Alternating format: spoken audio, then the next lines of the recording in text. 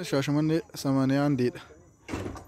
Ganda 81 buufata poolisii yookaan poolis xabiyaa jedhamu mataa gubbaadhaan baabura gammachuutiif jedhama yookaan baabura gammadoo ka jedhaniin irraan ka'u ilaanu.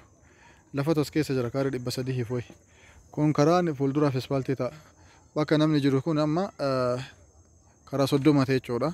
Karaa 30 jedhamu san duwwaa tokko yookaan 01 dhaan kan wal qunnamsiisu. Ollaan ka jiru mana akkana kanatu ollaa jira. Ijaaramee jechuudha. As keessatti ammoo akka barbaadaniif mana lafaa kaastanii ijaaruu dandeettanii fedha keessaniini. Akkana jirti kaaree 300 fi 330 kaartaa qabdi. Ifaa qabdi kun akkuma argitan irratti garaan isiidha yoo haga taate haa taatu kudha waan guutuun fakkaattu.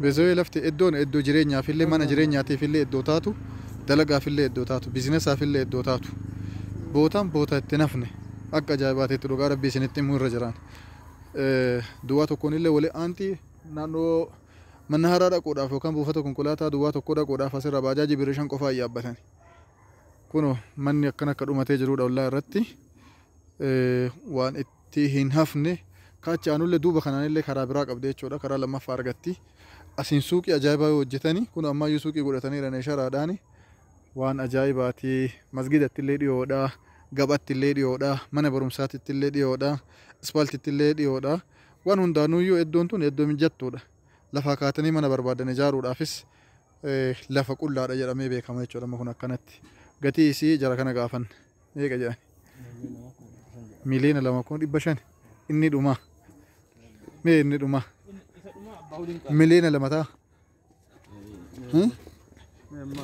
miliyoona 2